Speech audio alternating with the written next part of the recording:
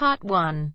Hear a student called Joanna telling her friend about an arts festival, which is being held in the city where they are studying. First, you have some time to look at questions 1 and 2.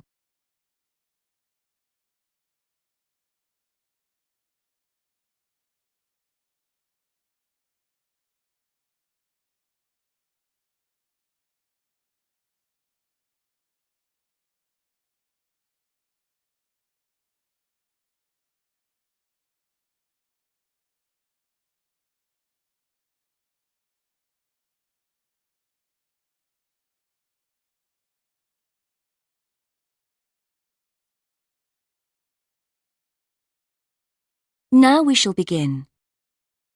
You should answer the questions as you listen, because you will not hear the recording a second time. Listen carefully and answer questions 1 and 2. Hi, Joanna. Where have you been? Hi, Dave.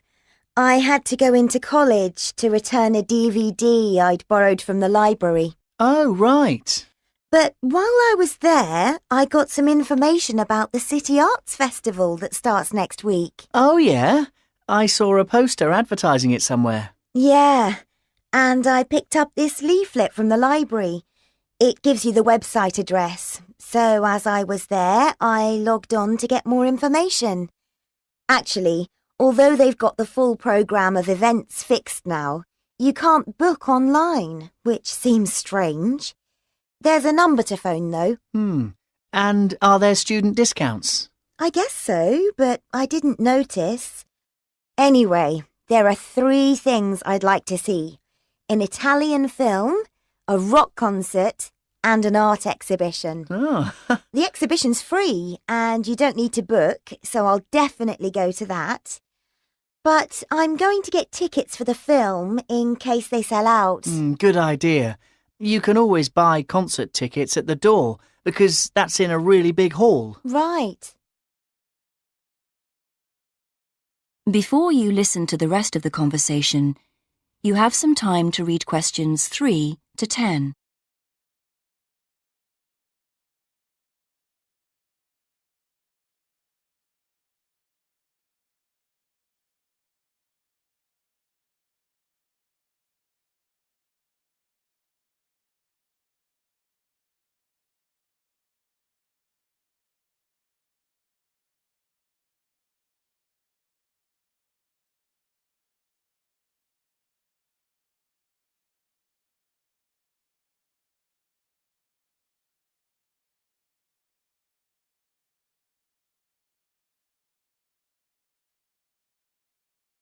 Now listen and answer questions 3 to 10.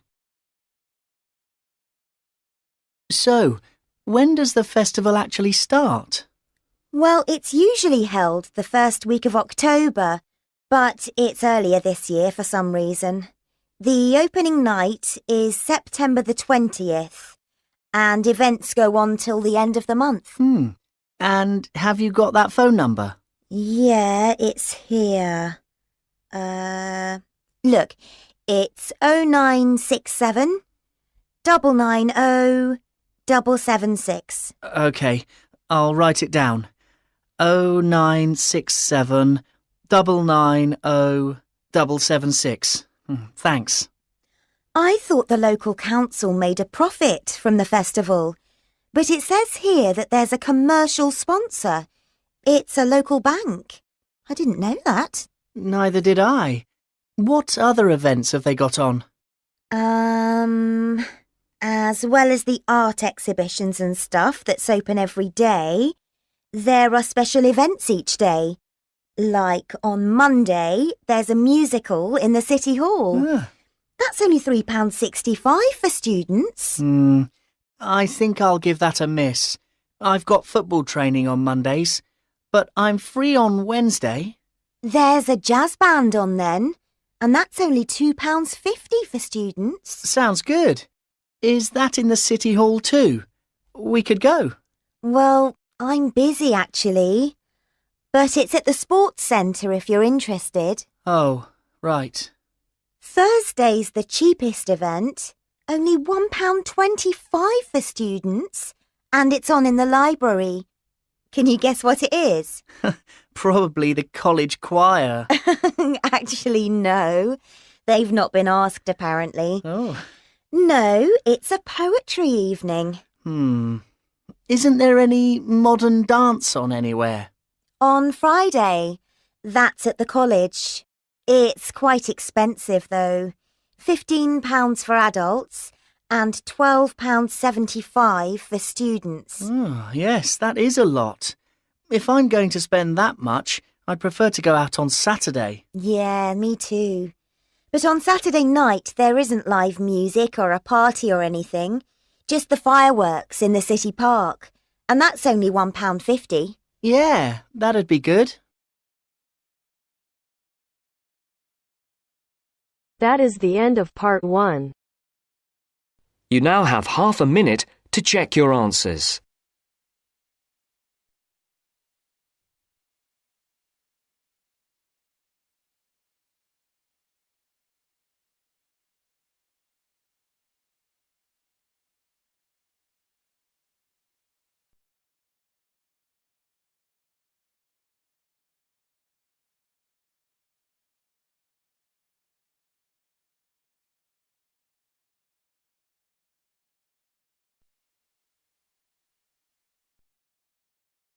Now turns to part 2. Part 2. You are going to hear a guide named Matt who is introducing their trip in Wildlife Haven. Now you have some time to look at questions 11 to 15.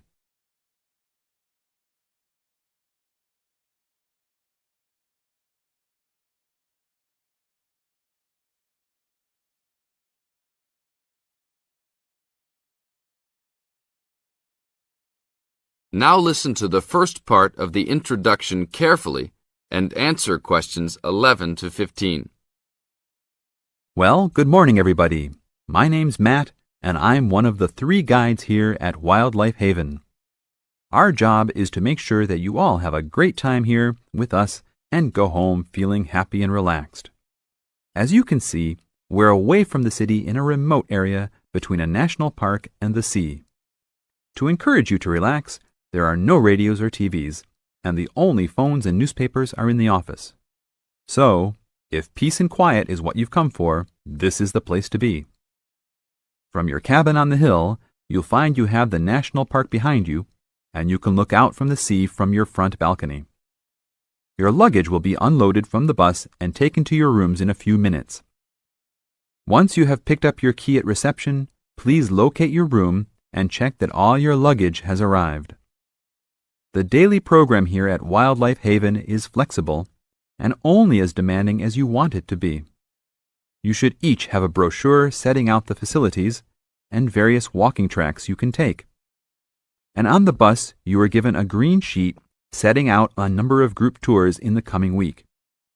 If you want to join any tour, just write your name and room number on the relevant sheet along the wall here. Tomorrow, there is a beachcombers and rock hoppers tour exploring marine life in the rock pools along the beach.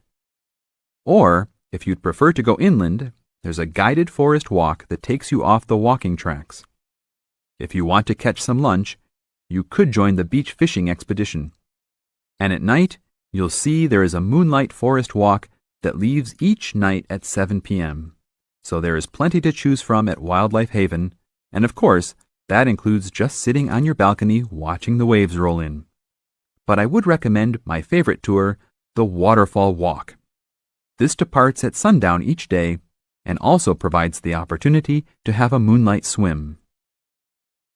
Now you have some time to look at questions 16 to 20.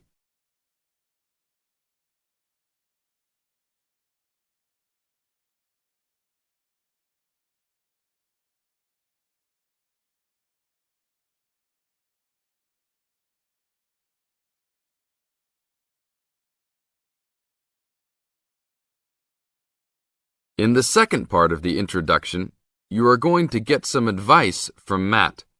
Listen carefully and answer questions 16 to 20. You've chosen to visit us in January, which is one of our hotter months. And although you may be tempted to wear a minimum of clothing, you should always take precautions against injury, particularly in the national park. This includes sensible footwear. You'd be surprised how many of our guests ignore this advice and end up being sorry. And socks are a good idea too. And even though you might be under trees a lot of the time, it's a good idea to wear a hat in this hot climate. There's no need to be too concerned about walking in the national park, provided you use common sense. It's true that there are poisonous spiders in the park, but they are really more frightened of you than you are likely to be of them. I should also warn you against eating any wild berries. Some are edible, but you should avoid them all. We'll provide all the food you can eat. Well, that's about all for now. Dinner is from 6 to 8 p.m. in this building.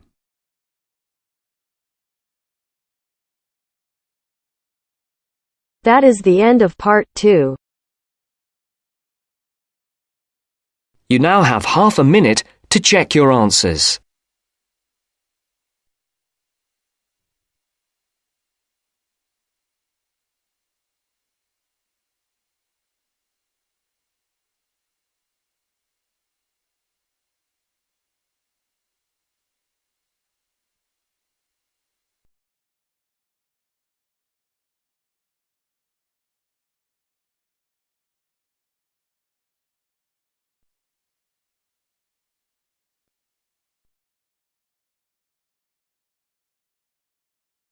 Now turns to part 3. Part 3. You will hear 2 undergraduates doing a research methods course.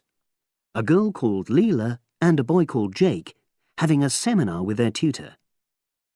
Now you have some time to look at questions 21 to 24.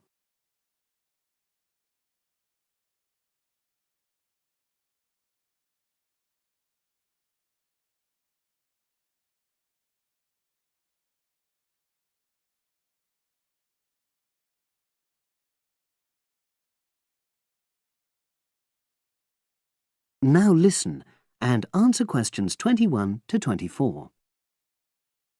So the task I gave you both was to choose an article about a small-scale research project. Yes. You were then required to try to reproduce the research procedures in your own context, i.e. try it out for yourselves. Yeah, and that's what we've done. Great. So I'd like you to tell me a bit about the article and why you chose it.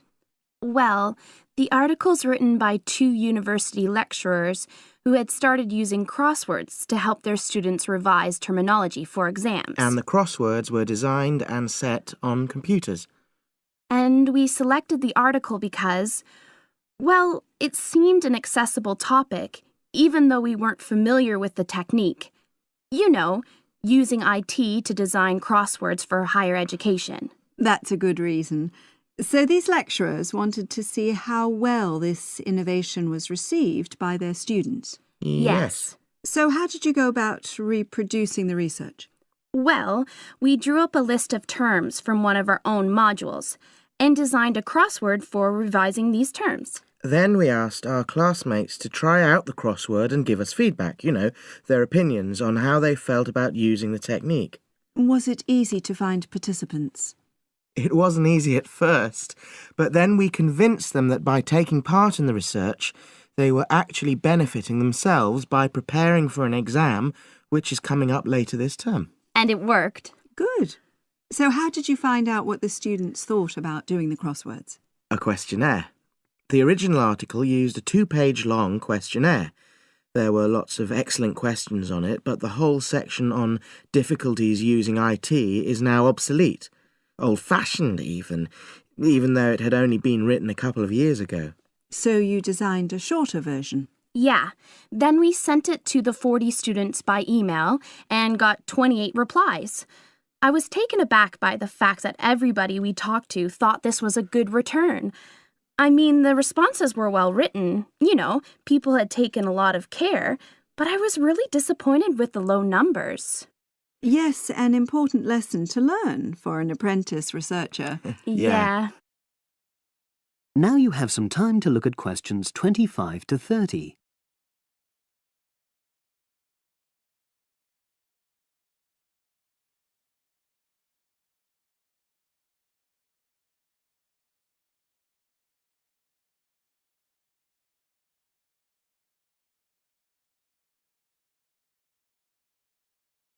Now listen and answer questions 25 to 30.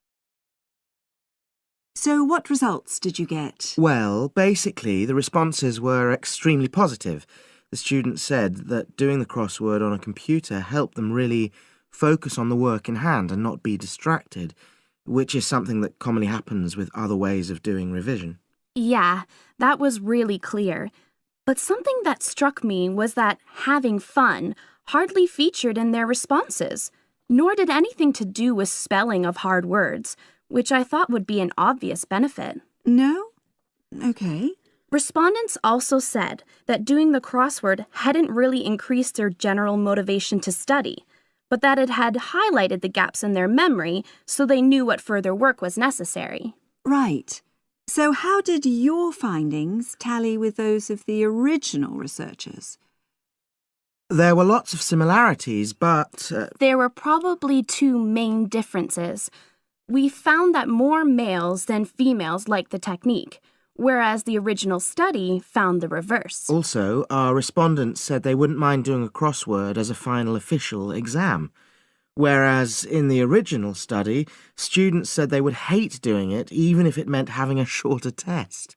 But of course, both sets of respondents said they'd be interested in doing more crosswords for informal purposes, revision, and so forth. Right. So let's have a think about the whole project and what you've learned from doing it. Well, it was very time-consuming. Yeah, and I don't think we managed that aspect very well. It could have been worse. I mean, we didn't have a lot of data, so we didn't have to spend ages processing it. And of course, we'd already done a course on numerical data processing, so there wasn't much new there. Yeah, that's true. Anyway, I think we designed our questions well so that they gave us manageable data. Yeah, it really helped having the original study to guide us, as it were. And that helped us to see what a good research instrument is. What a good questionnaire should be like. Absolutely. We got a lot from that.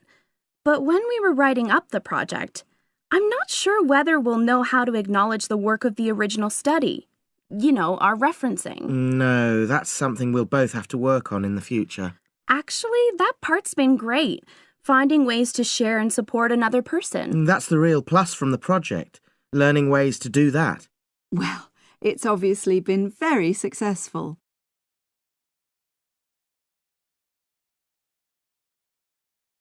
That is the end of part 3. You now have half a minute to check your answers.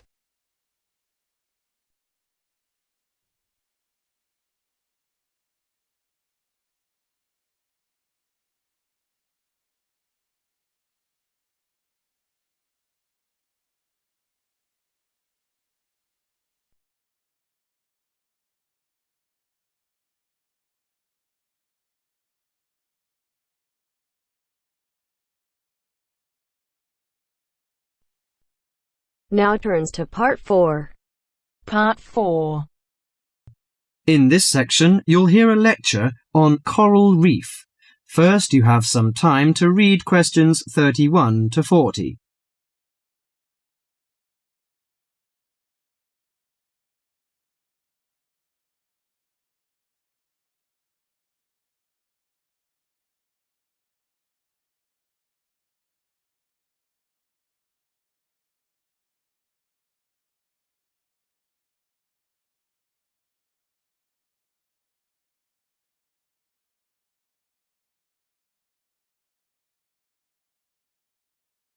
Now listen carefully to the lecture and answer questions 31 to 40. Do you fancy diving in the wonderful world of coral reefs, green sponges, colourful fish and red crabs? It is a rich garden beneath the waves. But how much do you know about the corals? Are they animals or plants? What are the threats to coral reefs? Today, Mr. Tim Harford, Executive Director of the Coral Reef Alliance, is going to introduce the facts about coral reefs. Good afternoon, everyone. Coral reefs are one of nature's most magnificent creations. It is filled with thousands of unique and valuable plants and animals. Over 1/4 of all marine species depend on healthy coral reefs. Humans also depend on coral reefs. These marine ecosystems are the primary source of food and income for millions of people, a vast repository of valuable chemical compounds and medicines, and a natural wave barrier that protect beaches and coastlines from waves and storms. Coral is actually the exoskeletons of coral polyps. Made from limestone, these skeletons build up over time, forming the reef. New corals are born each April. At a certain hour, on a certain night, mature corals suddenly release clouds of eggs and sperm into the sea. After the fertilized eggs take root on the seafloor, they can grow up to 15 centimeters per year. Coral reefs are present in the waters of over 100 countries. These are warm, 18 to 29 degrees centigrade, shallow, sunny regions primarily between the tropics of Cancer and Capricorn. Only clear, warm salt water can support a coral reef. And because sunlight is crucial to the reef's survival, the water must also be shallow. The algae that grow on coral provide much of the coral's food. In deeper water, algae cannot get the sunlight they need to grow. Most coral reefs are in the tropics because natural conditions there are perfect. In their modern form, coral reefs have thrived on Earth for over 50 million years. In recent years, however, more than 11% of the world's reefs have been lost, with another 16% severely damaged during the El Niño event in 1998. Up to 32% of coral reefs may be destroyed by human activities in the next 30 years if we do not take action now. Corals and coral reefs are extremely sensitive. Slight changes in the reef environment may have detrimental effects on the health of entire coral colonies. These changes may be due to a variety of factors. One of the greatest threats to coral reefs is human expansion or development. As human population increases, so does the harvest of resources from the sea. Due to overfishing, reef fish populations have been greatly decreased in some areas of the world. The removal of large numbers of reef fish has caused the coral reef ecosystems to become unbalanced. As we know, corals are also very popular as decorations. A large amount of the most healthy corals are selected by commercial collectors. They sell the corals to souvenir shops, where a large number of tourists wait to purchase them as decorations or souvenirs. Coral reefs also receive much damage from both commercial and private vessels. The leakage of fuels into the water and the occurrence of spills by large tankers are extremely damaging to local corals. Although much of the coral reef's degradation is directly blamed on human impact, there are several natural disturbances which cause significant damage to coral reefs. The most recognized of these events are hurricanes or typhoons, which bring powerful waves to the tropics. These storm waves cause large corals to break apart and scatter fragments about the reefs. Home to a diverse community of creatures, coral reefs are underwater treasure chests of colour and activity. Predators and prey swim and crawl among the coral in nature's never-ending dance of life and death. This lively, fascinating world beneath the waves is just waiting to be explored. That is the end of part 4. You now have half a minute to check your answers.